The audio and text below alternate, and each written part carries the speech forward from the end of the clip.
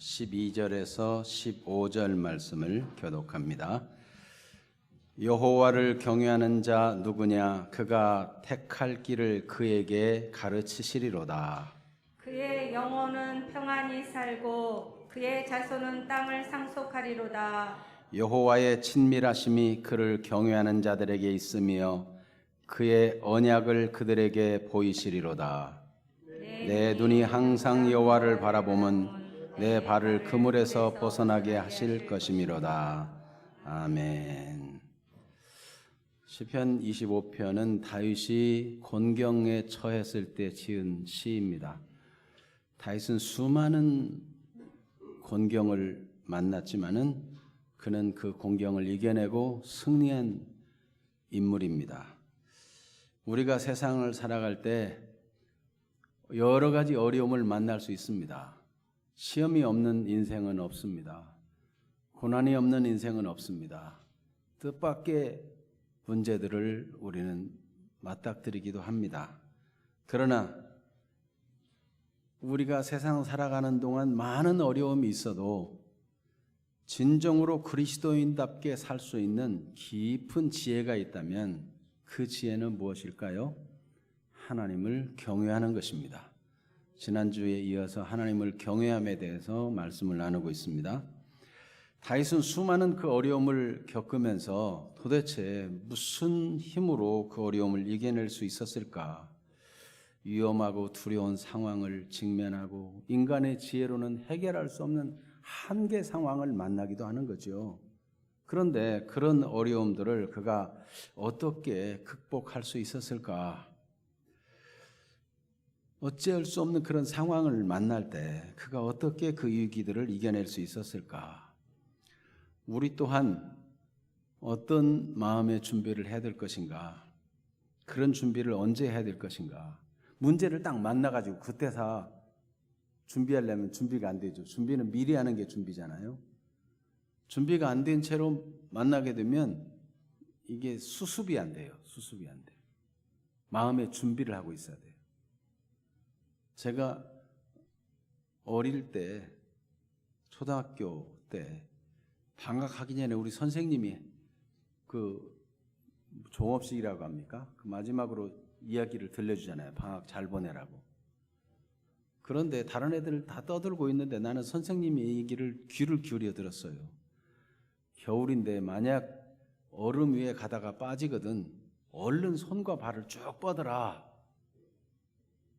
그래가지고 그러면 얼음이 꺼졌어도 나머지 몸이 이렇게 버티고 있으니까 완전히 꺼지지 않을 수 있다. 그때 조금씩 움직여서 나올 수 있다. 이런 얘기를 들었어요.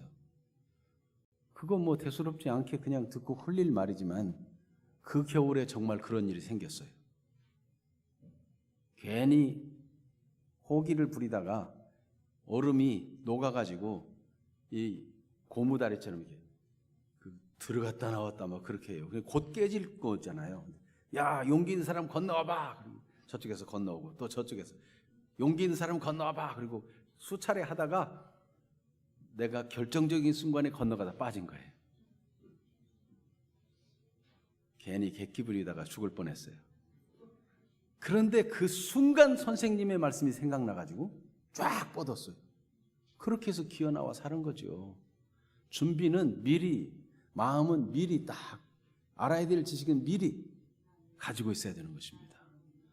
여러분, 우리 그리스도인들이 이 깊은 지혜, 하나님을 경외하는 지혜를 미리 가지고 그렇게 하나님을 경외하는 마음으로 살면 어떤 위기에서도 우리가 극복할 힘을 얻고 지혜를 얻을 수 있다 하는 것입니다. 오늘 다윗은 시편 25편이 온통 그 공경에서 그 원수들, 악인들에 대해서 하소연하는 기도가 내용이 나와 있는데 오늘 여기서 12절에서 15절에는 보배 같은 말씀이에요. 지금 상황이 하나도 안 변했지만 문제가 다 해결돼 가지고 이 얘기하는 게 아니고 그 문제 속에서 하나님을 경외하는 자를 하나님이 도우신다는 고백을 하는 겁니다. 여러분, 우리는 일이 다 끝나고 좋은 일이 있을 때만 간증하는 것이 아니라 지금 문제가 하나 해결되지 않았어도 그때 믿음의 고백, 하나님을 경외하는 고백을 하는 것을 하나님이 기뻐하십니다. 그런 사람은 그 고백대로 승리하게 됩니다. 하나님께서 내 말이 내 귀에 들린 대로 내가 너에게 행하겠다, 그런 말씀을 하셨어요. 광야 이스라엘 백성들은 광야길을 가면서 원망하고 우리를 죽이려고 여기에 뭐 보냈느냐 뭐 이런 그런 말을 자꾸 하니까 대부분의 사람들이 광야에서 죽었어요.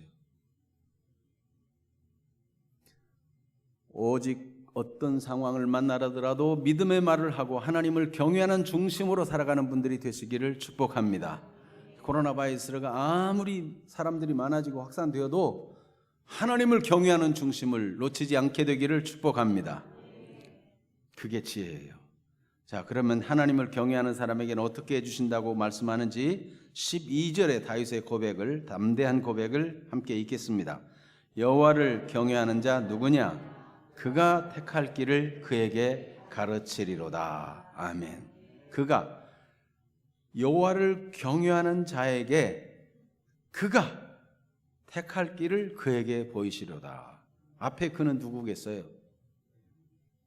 하나님이 택할 길을 그에게 가르치신다는 겁니다. 하나님께서 하나님을 경외하는 자가 선택해서 어떤 길을 가야 되는지 가르쳐 주시고 보여주신다는 것입니다. 우리가 얼마나 한계 있는 인생입니까? 인생길을 가는 동안 한 치 앞도 알 수 없어요. 누가 이런 코로나 바이러스 때문에 이런 일이 생길 줄 알았겠어요? 앞으로도 마찬가지입니다. 네. 안정된 게 없어요. 그리스도인들이라고 예외적입니까?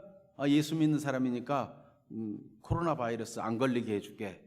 또 소상공인이라도 예수 믿는 사람이니까 손해 안 보게 해줄게. 그런 거 있어요? 여러분, 이 땅에 당하는 질병이나 고통과 위기와 문제들은 그리스도인과 아닌과 관계없이 모든 사람에게 죽음이 임하고 질병이 임하고 고통이 임하고 위험이 임하고 악한 일이 임하는 것입니다. 그런데 다른 게 하나 있어요. 그리스도인들은 그때 같은 일을 만나지만 하나님께서 어떤 걸 선택해야 되는지 모를 절체절명의 순간, 이거 이렇게 선택했다는 망할 수도 있고 살 수도 있고 그런 순간에도 하나님이 어떻게 하신다고요? 그가 선택할 길을 가르쳐 보여주시는 거예요. 하나님을 경외하는 사람은 하나님을 경외하기 때문에, 하나님을 경외함이 뭐라고 그랬어요? 네? 공경할 경에다가 두려울 뇌죠. 네. 단순히 두려워하는 것이 아니고 하나님을 공경하는 거예요. 하나님이 절대자이시고 하나님이 천지를 창조하신 분이고 하나님이 세계 만물을 다스리고 계시는 분이시고 하나님이 모든 것을 아시는 분이라는 그 하나님의 높으심 그대로를 공경하고 높여드리고 인정하는 것, 이것이 하나님을 경외하는 거예요. 그러니까 지금 어떤 위기 상황에 와도 하나님을 공경하는 사람은 모든 것이 하나님의 손에 있다. 내가 이때 하나님이 어떻게 하기를 원하시는가? 하나님께 묻게 되고 하나님의 인도를 구하게 되고 하나님의 지혜를 구하게 되는 거예요. 그렇게 하나님을 경외하는 사람은 사기꾼이 속이는 말에 넘어가지 않도록 분별력을 주시고, 위험한 데 빠지지 않도록 선택할 길을 하나님을 경외한 진실한 사람들에게 보여주시는 것입니다. 그리스도인이라 할지라도 중심으로 하나님을 경외함이 없는 사람은 돈 좀 더 준다는데 뭐 인기가 높아지겠다는데 무슨 자리가 높아지겠다는데 거기에 미혹돼 가지고 믿음 다 팔아먹고 고난의 길을, 절망의 길을 갈 수가 있어요. 그러나 정말 하나님을 경외하는 사람에게는 하나님이 그 길을 보여주세요. 안전하도록. 혹시 잘못 선택해도 하나님을 경외하는 마음이 있는 사람은 그걸 헤쳐나올 수 있어요. 왜냐하면 하나님의 인도를 계속 받기 때문에 하나님이 그런 안 좋은 상황도 합력해 손이 되도록 섭리하시는 것을 보며 하나님을 신뢰합니다. 하나님은 정말 내가 큰일 날 뻔했는데 이런 상황 속에서 하나님이 도우셨구나. 사실 우리가 저쪽 상가에 있다가 교회를 건축해야 되겠다고 거기에만 안주할 수 없으니까 좀 땅을 보고 뭐 이렇게 돌아다니면서 여기에 범양 아파트가 생겨질 때 그렇게 여러 군데를 알아보는 중에 워낙 가진 돈이 적으니까 상가를, 범행 아파트 앞에 있는 상가를 생각했어요. 근데 상가 지상 1층, 2층 다 비싼 거예요. 근데 지하는 보니까 얼마나 크고 넓은지 앞으로 미래도 있고 괜찮을 것 같아요. 그래서 하나님, 저 지하를 우리에게 주세요. 저곳에서 아무리 고함치고 기도해도 괜찮고 그렇게 기도하고 이제 관계자를 만나기도 하고 알아보기도 하고. 그런데 방수 문제가 좀 문제가 되겠다, 지하니까. 그래서 방수 전문가, 우연히 신문에서 방수 전문가 전화를 봤어요. 그 전화를 했더니 그 방수 전문가가 전문 교수와 함께 온 거예요. 진단해 보더니 목사님, 여기는 아닙니다, 그러는 거예요. 하나님의 인도를 받기 원하고 하나님의 도우심을 받기 원하고 하나님을 바라는 중심으로 있었더니 하나님이 그렇게 자기 혼자 오지 않고 전문 교수까지 데려와서 보게 해가지고 아니라고 해주는데 이것이 하나님의 음성이다, 이렇게 받아들였어요. 지금까지 그 지하는 아무 쓸데도 없고 그냥 허당으로 비어 있습니다. 하나님께서 우리의 택할 길을 가르쳐 보이시는 것입니다. 하나님을 경외하는 중심으로 살 이유가 분명히 있는 거예요.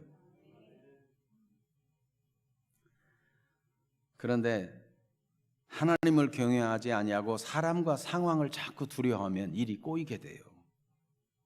잠언 29장 25절 같이 읽어볼까요?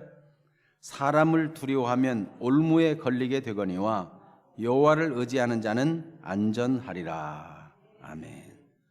믿는 사람이나 믿지 않는 사람이나 다 불안하고 두렵고 어찌할 바를 알지 못하는 세상에 살고 있지만, 그러나 자꾸만 사람을 의식하고 사람을 두려워하고 염려하고 이러면 올무에 걸린다는 거예요. 여러분, 왜 살아가면서 어떤 사람은 올무에 걸린 것처럼 무언가에 매이고 늘 쫓기고 움츠러들고 이 편안함이 없이 늘 안식이 없이 그냥 늘 불안하면서 노이로제 걸리고 스트레스에 걸려가지고 그렇게 살고 있을까? 왜 그럴까요? 지나치게 사람을 의식하고 사람을 두려워하고 이렇게 되면은 하나님을 경외하는 것보다 자꾸만 사람을 의식하고 사람을 두려워하는 게 앞서게 되면 사람이 안식이 없어요. 평안이 없어요. 잘못 갈 수가 있어요. 다윗도 보면 사울이 원래 다윗 좋아했거든요. 골리앗도 물리치고 다윗을 좋아했는데 다윗을 군대 장관 삼아놨더니 가는 곳마다 막 승리하니까요. 여인들이 다윗을 환영하는 말을 할 때 완전 사울을 빈정상하게 하는 말을 했어요. 무슨 말을 했어요? 다윗은 만만이요 사울은 천천히로다. 아니 그러면 다윗이 만만이야? 나는 천천히고? 그 다음에 뭐야? 그럼 다윗이 왕 될 거 아니야? 이런 생각이 든 거예요. 충성된 다윗인데. 그래서 다윗을 미워하기 시작하고 함께 식사하다가 갑자기 단창을 뽑아서 던지기도 하고 얼마나 상처가 되고 두렵고 충격이었겠어요. 그때부터 다윗의 마음에 골리앗도 두려워하지 않던 다윗이 두려운 마음에 사로잡히게 되는 거예요. 언제 사울이 날 죽일지 모른다. 그러니까 이게 큰 상처가 돼가지고 두려움 가운데 사람을 의식하면서 쫓겨다니듯이 막 그렇게 사니까 본래 그렇지 않던 사람들이 막 거짓말도 하고 그 제사장 아히멜렉한테 가가지고 어찌 혼자 왔느냐 그러니까 거짓말로 그렇게 얘기하잖아요.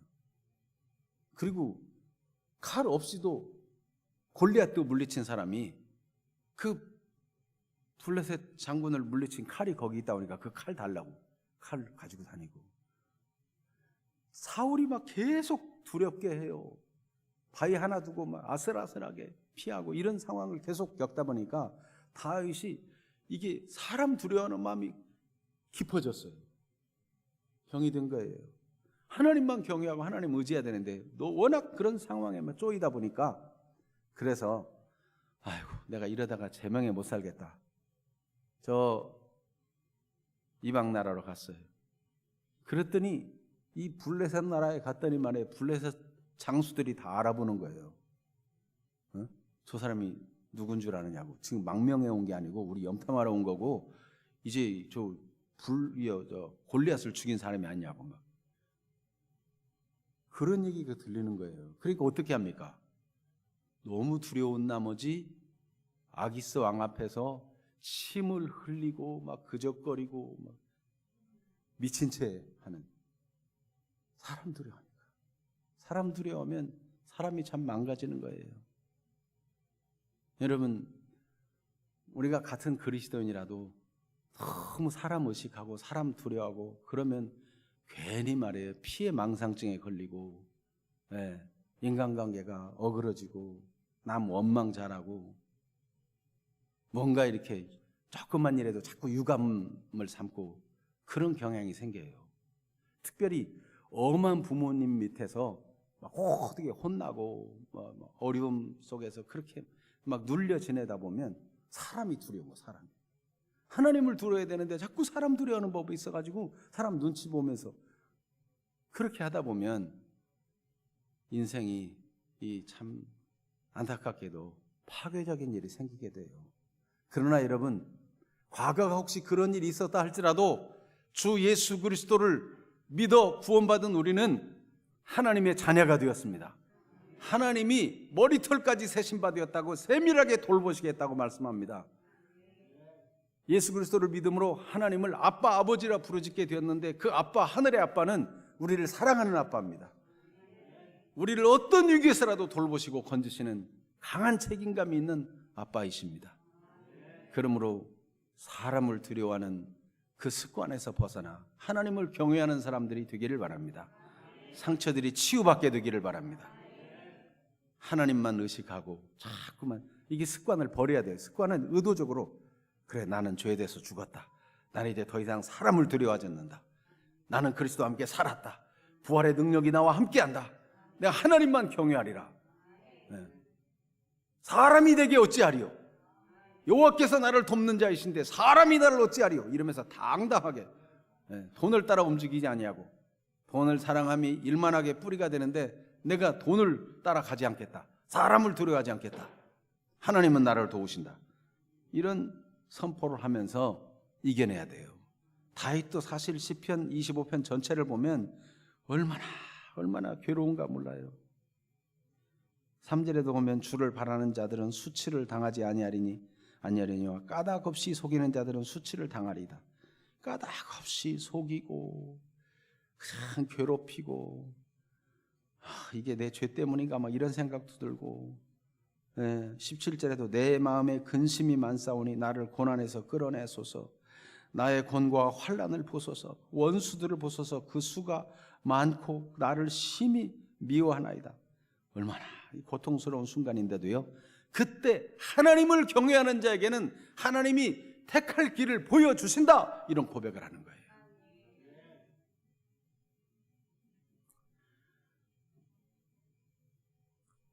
마태복음 10장 28절 같이 읽어볼까요?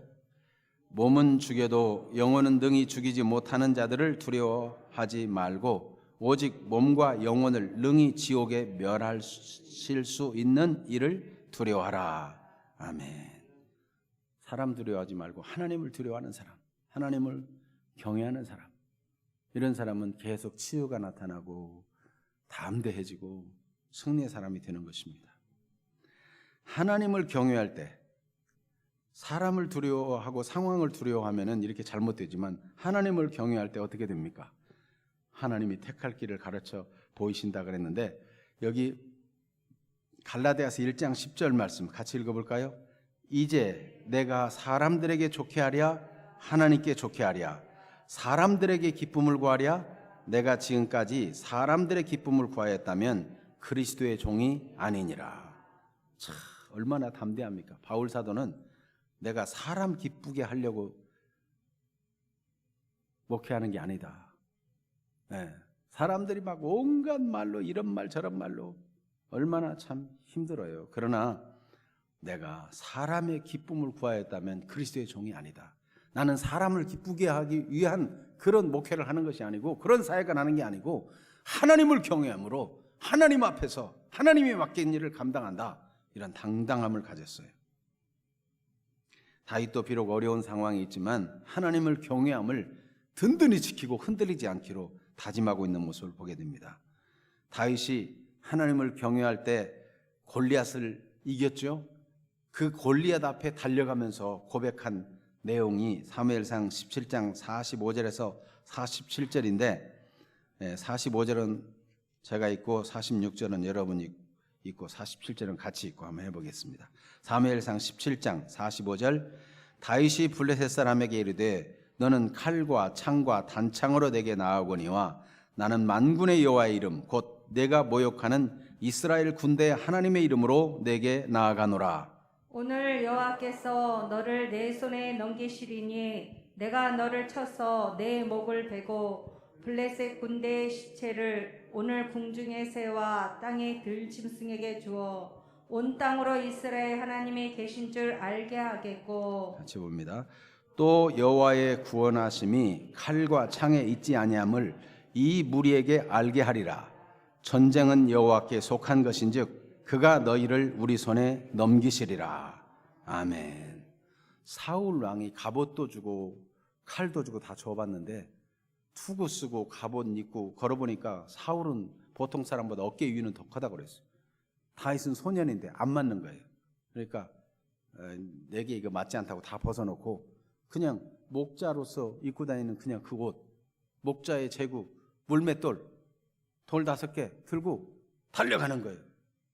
이스라엘에 가면 그 다윗과 골리앗이 싸운 골짜기가 있는데 거기 보면 다윗은 이렇게 내려와야 돼요.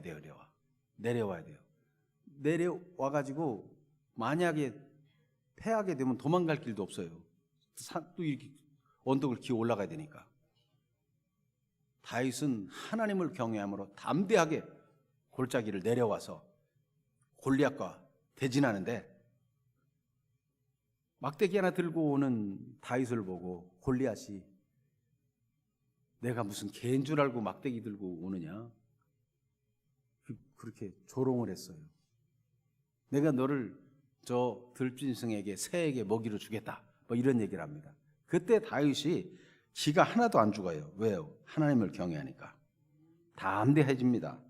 다윗이 블레셋 사람에게 이르되 너는 칼과 창과 단창으로 내게 오거니와 너의 무기는 칼과 창과 단창이지 내 무기는 나는 만군의 여호와의 이름 곧 내가 모욕하는 이스라엘 군대의 하나님의 이름으로 내게 나아가노라. 네가 나를 짐승의 밥을 만들겠다고? 내가 너를 쳐서 내 목을 베고 블레셋 군대의 시체를, 너뿐만 아니라 블레셋 군대의 시체를 오늘 공중의 새와 땅의 들짐승에게 주어 온 땅으로 이스라엘의 하나님이 계신 줄을 알게 하겠다. 이스라엘의 하나님이 계신 줄을 알게 하겠다. 얼마나 담대합니까? 구원하심이 칼과 창에 있지 아니함을 이 무리로 알게 하리라. 여호와의 구원하심은 무기가 좋아야 구원하는 게 아니고 하나님이 구원하신다는 걸 알게 하겠다. 전쟁은 여호와께 속한 것이다. 하나님을 경외하니까 얼마나 담대한지. 하나님이 내 백이다. 나와 함께 계신다. 이렇게 당당한 거죠. 다윗이 선택을 잘했습니까? 못했습니까? 선택 잘했어요. 골리앗을 이겼잖아요. 하나님이 담대함을 주시고 여호와를 경외하니까 담대함을 줘가지고 두려워하지 않고 나아가서 골리앗의 목을 골리앗의 칼로 베었어요. 얼마나 멋진 일입니까? 여러분, 위험해 보여도 하나님을 경외하는 사람은 당당하게 위험과도 맞설 수 있는 것입니다. 하나님이 그 길을 선택하게 하실 때는 물러서지 않는 사람들이 되기를 바랍니다. 하나님을 경외하는 사람에게는 하나님의 친밀하심을 보이시는 것입니다. 그래서 14절 말씀을 읽어볼까요? 여호와의 친밀하심이 그를 경외하는 자들에게 있으며 그의 언약을 그에게 보이시리로다. 아멘. 하나님이 친밀해가지고 아주 가까이 대해서 하나님의 언약을 다 보여줘요. 하나님의 뜻을 다 보여줘요. 친하니까 친구와 같이 다. 그래서 하나님께서 아브라함이 하나님을 믿으니까 얼마나 아브라함을 기뻐하는지 여호와께서 이르시되 내가 하려는 것을 아브라함에게 숨기겠느냐 그랬어요. 아모스 3장 7절에도 보면 여호와께서는 그 종 선지자들에게 비밀을 숨기지 않고 다 보여서 알게 한다 그랬어요. 그러니까 여호와의 종들이 담대하게 하나님의 말씀을 예언하지 않겠느냐 이렇게 이어서 나오고 있어요. 하나님과 친근하니까 하나님의 뜻을 다 보여줘요. 여러분, 하나님과 친밀해서 하나님의 뜻을 알게 되면은 얼마나 좋아요. 우리 지금 대입 수능생들이 시험을 보는데 시험관의 의도를 다 알아. 그러면 공부하고 대비하기가 얼마나 좋아요. 아, 이런 시험 낼 거야. 이게 딱 알게 됐어. 뭐가 걱정이겠어요? 하나님과 교제에 있어서 하나님과 친밀한 교제, 하나님이 그걸 원하십니다. 그래서 우리가 신앙생활할 때 형식적으로 한다든지 마지못하든지 해서 한다든지 이러지 말아야 돼요. 오늘 베드로전서 5장 말씀에는 이 목양자들에게, 목회자들에게 말씀하실 때 너희는 하나님의 약물을 치되 억지로나 부득이함으로나 책임감 그 정도 매어가지고 책임감 필요하지만 그거에 의해서 매어가지고 그렇게 하지 말고 자원함으로 해라. 자원함으로. 불의한 이득 뭐 그런 거 돈 바라보고 하지 말고 기꺼이 즐겁게 해라. 사람 앞에는 주장하는 자세로 하지 말고 목회자가 먼저 본을 보이라. 이런 말씀을 해주세요. 하나님을 경외해야만 가능한 일이에요. 돈벌이 하려고 목회자 돼가지고 할 수 있겠어요? 여러분, 사람 눈치 보고 사람 기쁘게 하려고 해가지고 목회할 수 있겠어요? 하나님의 종이? 여러분, 하나님을 경외하지 않으면 하나님의 맡기신 일을 감당하기 어려운 거예요. 여러분, 우리도 이 땅에 살면서 왕같은 제사장들이요, 택하신 족속이요, 거룩한 나라요, 세상의 빛이요, 소금으로 살아야 되는데 하나님을 경외함이 있어야 당당하게 하나님의 사람으로 살 수 있지 않겠어요?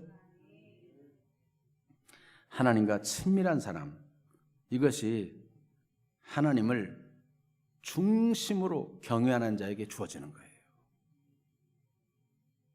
예배에 참석을 못해서 불가피하게 몸이 약해서 참석 못해도 온라인 예배 드리면서라도 하나님을 경외하면 누워서 뭐 이렇게 뭐 설교나 듣고 있고 그렇게 되겠어요? 하나님을 경외하면 자세가 다르죠. 중심이 다른 거예요. 장소가 어디든지 그 마음이 하나님을 향하면, 하나님을 경외하는 마음이 있다면 다를 수밖에 없어요. 사도행전 9장 31절, 처음부터 교회는 주를 경외함이 기본이 돼 있어요. 그렇게 부흥해 갔어요. 사도행전 9장 31절 같이 봅니다. 그리하여 온 유대와 갈릴리와 사마리아 교회가 평안하여 든든히 서가고 주를 경외함과 성령의 위로로 진행하여 수가 더 많아지니라. 진실한 사람, 은혜의 사람 벌써 달라요. 하나님을 경외해요. 고넬료죠. 백부장 고넬료. 사도행전 10장 2절, 그가 경건하여 온 집안과 더불어 하나님을 경외하며 백성을 많이 구제하고 하나님께 항상 기도하더니. 하나님을 경외하는 자에게 하나님이 얼마나 친근히 하시는지 예수님은 친구라 하겠다 말씀하시고 아버지께 들은 것을 너에게 다 알게 한다 그랬어요. 그러니까 여러분, 하나님과 친밀하면 하나님이 알게 해주는 것이 깨달아지는 거예요. 들어도 들리지 않고 보아도 보이지 않고, 그 사람은 하나님을 경외함이 없으면 그래요. 같은 걸 들어도 마음에 하나님을 경외하면 말씀이 막 들리는 거죠. 보고 깨달아요. 이게 마음에 와서 새겨져요. 그런데 이스라엘 역사에 보면 사람들이 하나님을 경외함이 없고 형식적으로 예배하고 우상 숭배하고 세상 쾌락으로 나가니까 어떤 일이 되었어요? 하나님이 그들에게 보기는 보아도 듣기는 들어도 마음으로 깨닫지 못하게 하라. 하나님이 그렇게 말씀하는데 그거는요, 그들의 상태가 그렇다는 얘기예요. 요한복음 15장 15절 같이 읽습니다. 이제부터는 너희를 종이라 하지 아니하리니 종은 주인이 하는 것을 알지 못함이라. 너희를 친구라 하였노니 내가 내 아버지께 들은 것을 다 너희에게 알게 하였음이라. 아멘. 제자들이, 사람들이 떠나도 떠나지 않아 예수님을. 뭐 알아듣기 어렵다 그리고 뭐 계속 떡 안 만들어줄 거니까 떠나고 다 그렇지만 제자들은 영생의 말씀이 여기 계심에 우리가 누게로 가오리까. 이게 진정으로 주님을 존경하고 하나님을 공경하고 경외하는 마음이에요. 그런 너희를 내가 친구로 한다. 그래서 아버지께 들은 거 내가 너에게 다 알게 하겠다. 요한복음 17장 기도 보면 성삼위 하나님과 함께 이런 사랑의 공동체가 되도록 기도하시잖아요. 우리가 하나님을 알고 하나님이 우리를 알고 성도가 성도를 알되 하나님과 하나님이 아는 것처럼 성부가 성자를 알고 성자가 성령을 알고 성령이 하나님 아버지를 아는 것처럼 온전히 하나됨, 그게 하나님 아버지께서 경외하는 자와 함께 공유하고자 하는 친밀함이에요. 얼마나 놀랍습니까? 여러분, 하나님과 날마다 더 친밀해지는 분들이 되시기를 축복합니다. 다른 방법이 없어요. 중심으로 하나님을 경외하는 이 자세가 필요한 거예요. 그런데 하나님과의 친밀함뿐만 아니라 하나님을 경외하는 사람은 사람과의 교제도 이게 기초가 됩니다. 사람과의 교제. 그래서 온전한 인간관계를 이루려고 처세술을 배우고 인간관계의 기술을 배우고 그런 일이 많이 있어요. 상담도 하고 어떻게 하면 부부간에 좋게 지낼까, 어떻게 하면 형제간에도 좋게 지낼까, 혹은 직장생활에서 원만하게 지낼까, 나름대로 그런 공부를 하는 게 약간의 도움이 됩니다. 그런데 근본적으로 하나님을 경외함이 없으면 결정적인 순간에 어긋나는 거예요. 왜냐하면 사람은요 다 욕심에 따라서 움직이시거든요. 이익이 된다면 얼마든지 배반하고 얼마든지 신실함을 버리고, 세상은 그래요. 이상한 일이라고 생각할 게 없어요. 하나님을 경외함이 없는 사람에게 무엇을 기대해요?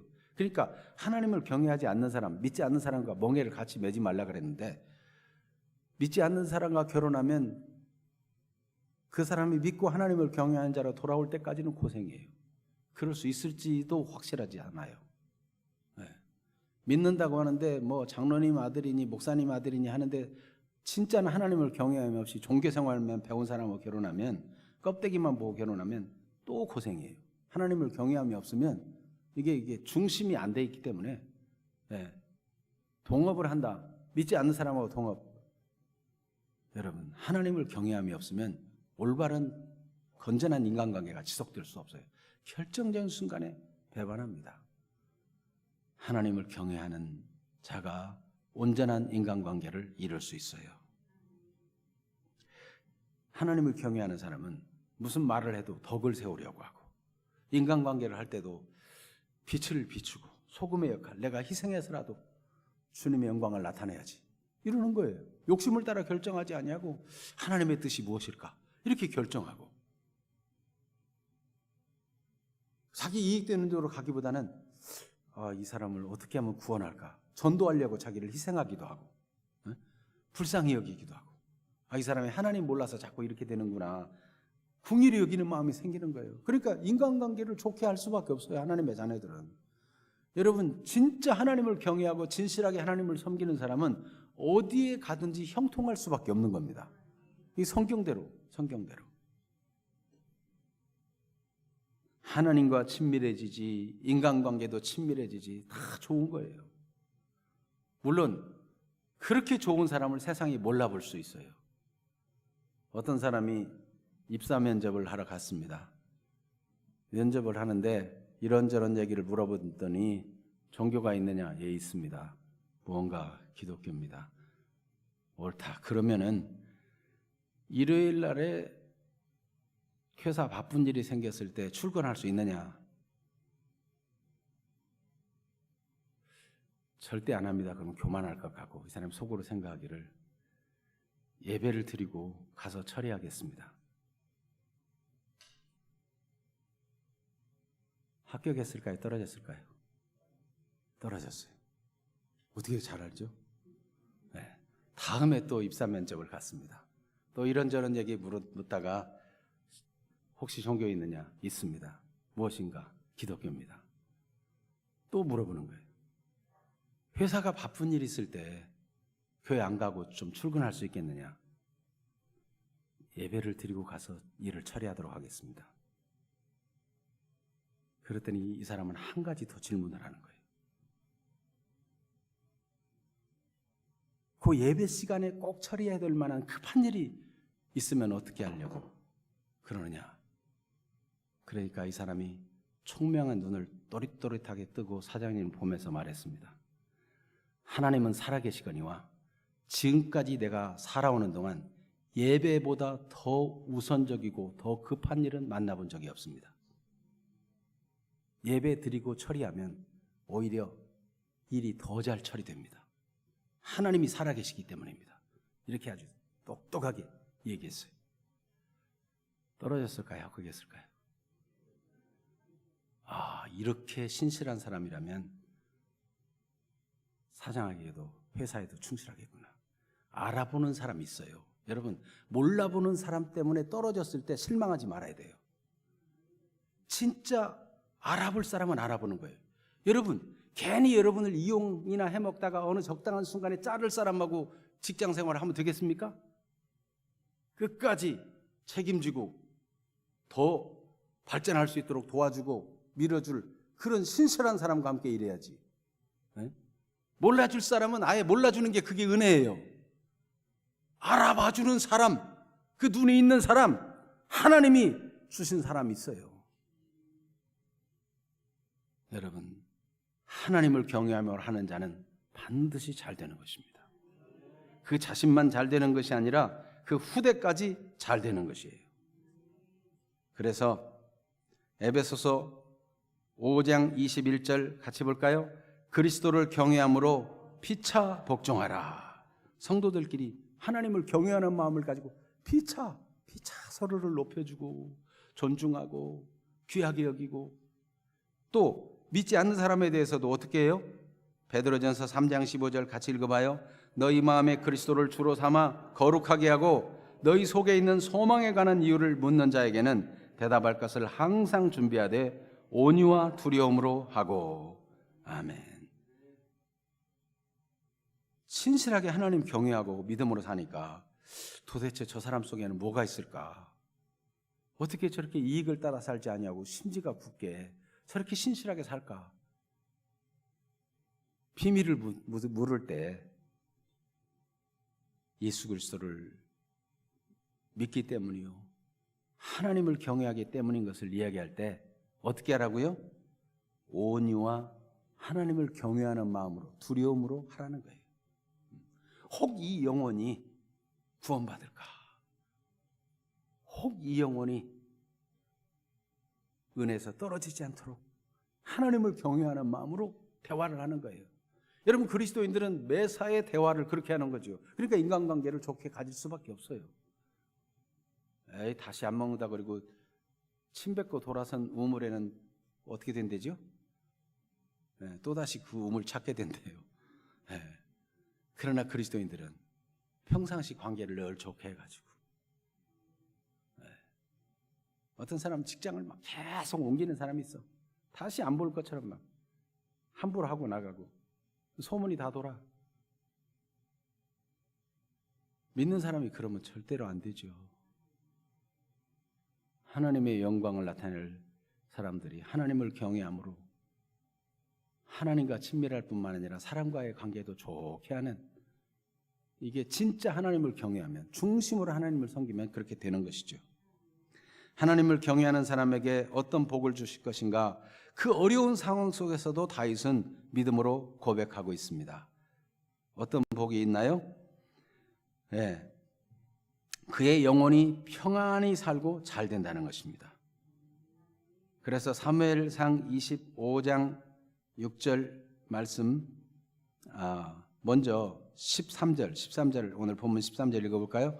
그의 영혼은 평안히 살고 그의 자손은 땅을 차지하리로다.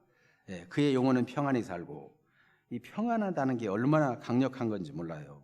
사람들은 다 불안한데, 다 염려가 많은데 하나님을 경외하는 사람은 평안해요. 베드로전서 5장 7절 말씀, 오늘 본문 묵상할 본문이잖아요. 너희 염려를 다 주께 맡겨버리라. 이는 주께서 너희를 돌보심이라. 어떤 염려라도 주님께 다 맡기니까 하나님께로부터 평안이 옵니다. 하나님이 다 돌봐주실 거니까. 그런데 그 뒤에 마귀를 대적하라. 우는 사자같이 두루다니며 삼키를 차를 찾는다 그랬죠. 여러분, 염려는 주께 맡기고 배후에 역사하는 염려를 주고 불안을 주는 사탄이 있다는 걸 알고 믿음에 굳게 서서 마귀를 대적해야 되는 것입니다. 그러면 주의 평강을 계속 유지할 수 있는 사람이 돼요. 나타난 현실만이 전부가 아니에요.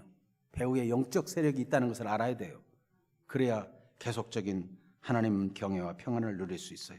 사무엘상 25장 6절 같이 볼까요? 그 부하게 사는 자에게 이르기를 너는 평강하라. 내 집도 평강하라. 내 소유의 모든 것도 평강하라. 이 말은 다윗이 나발이라는 사람에게 한 얘기예요. 나발을 늘 보호해 줬거든요. 그리고 그의 잔칫날에 뭐 좀 이 어려운 상황 속에서 좀 도움을 받기 위해 사람을 보내면서 이런 축복의 말을 한 거예요. 그런데 이 나발이 사람을 못 알아봐요. 다윗을 못 알아보고 다윗을 아주 한대합니다. 다윗은 평상시에 누구에게라도 이렇게 평강의 복을 비는 사람이었어요. 예수님께서도 우리에게 누구의 집에 가든지 그 집이 평안하기를 빌라 그랬잖아요. 모든 인간관계에서 평안을 비는 사람들이 되기를 바랍니다. 화평케 하는 자는 복이 있나니 하나님의 아들이라 일컬음을 받을 것이라. 인간관계를 좋게 할 수밖에 없어요. 하나님께서 하나님을 경외하는 자에게 평안을 주십니다. 여러분, 제가 말을 하고 그치면 여러분은 평강하라라고만 말하세요. 너는 내 집도 내 소유의 모든 것도, 다시 한번, 너는 내 집도 내 소유의 모든 것도 항상 평강을 비는 사람들이 되기를 바랍니다. 이 말씀은 아침에 화장실을 갔다가 나오는데 평강하라가 써 있어요. 말씀 평강을 전해야 되는데 보니까 여기 사무엘상 25장 6절 말씀이 발판에 적혀 있는 거예요. 이 말씀 좋다. 주의 평강이 넘치기를 축복합니다. 아멘. 이사야 33장 6절 말씀 같이 읽어볼까요? 내 시대에 평안함이 있으며 구원과 지혜와 지식이 풍성할 것이니 여호와를 경외함이 내 보배니라. 무엇이 보배예요? 여호와를 경외함이 내 보배니라. 여호와를 경외하는 건 눈에 안 보이는데 그 보배가 있는 사람은 하나님께서 어떻게 합니까? 내 시대에 평안함이 있다. 왜요? 구원과 지혜와 지식이 풍성할 것이다. 하나님을 경외하는 자에게 구원과 지혜와 지식을 풍성히 줘가지고 평안하게 만들어주시는 거예요. 하나님을 경외하며 사는 분들이 되시기를 축복합니다. 그의 자손은 땅을 상속하리로다 그랬어요. 그래서 이 복은 자기 당대에 끝나지 아니하고 후대로 계속 이어지는 것입니다. 그래서 그 경외함을 후대들이 계속 가질 수 있도록 내 자녀들도 하나님을 중심으로 섬기고 경외하도록 가르치는 이유가 그 복이 계속 이어지게 하기 위해서. 예레미야 32장 39절 같이 봅니다. 내가 그들에게 한 마음과 한 길을 주어 자기들과 자기 후손의 복을 위하여 항상 나를 경외하게 하고. 아멘.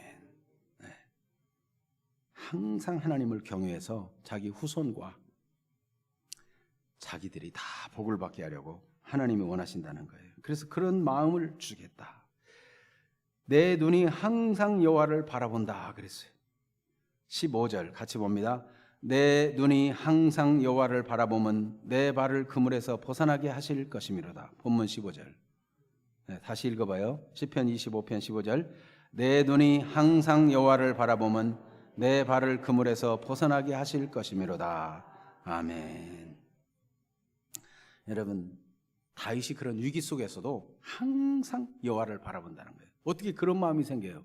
하나님을 경외하니까, 하나님이 절대자인 걸 인정하니까, 하나님이 전능자이신 것을 인정하니까, 하나님이 모든 세계 역사의 주관자이시고 모든 것이 그의 손에 있는 것을 아니까 어떤 순간에도 항상 여호와를 바라볼 수 있는 겁니다.